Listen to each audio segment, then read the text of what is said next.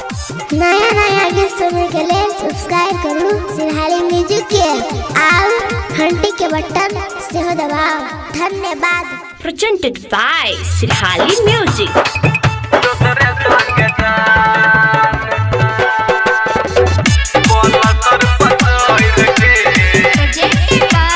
Music by DJ Umesh, Sultanganj में संगे जल भरलिए कांवर लके आबै छलिया तोरे हो धाम।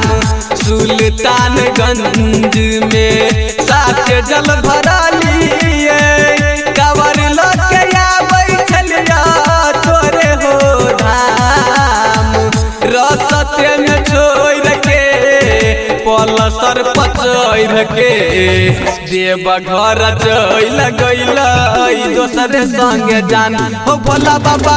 रस्ते में छोड़ के पलसर पचैर के देव घर चल गइल दोसरे संगे जान।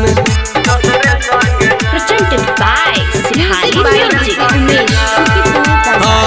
कत हम खोजिए कबरिया के भीड़ में शायद नहीं छलू हमरा तो कदीर में। Writing by Santosh Sirhali.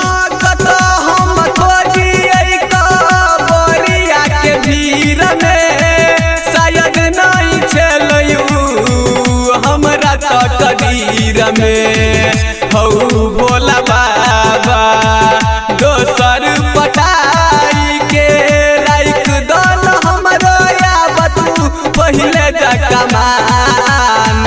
रस्ते में छोड़ के पलसर पचैर के देव घर चल गइल दोसरे संगे जान हो भोला बाबा। रस्ते में छोड़ के पाँच पचैर के देव घर चल गइल दोसरे संगे जान। Music by DJ Umesh. मिलते मौका दक गेल धोखा ओकरो जिंदगी बनाई दिह खोखा। Writing by Santosh Sirhali. मिलते मौका दक गेल धोखा ओकरो जिंदगी बनाई दिह खोखा। राइटर संतोष सिरहाली अभिषेक कहई छ राइत दिन जपबा तोरे हो नाम।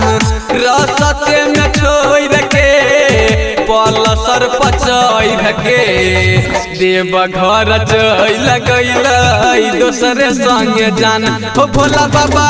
रस्ते में छोड़ के पलसर पचैर के देव घर चल गइल दोसरे संगे जान। Presented by Sirhali Music.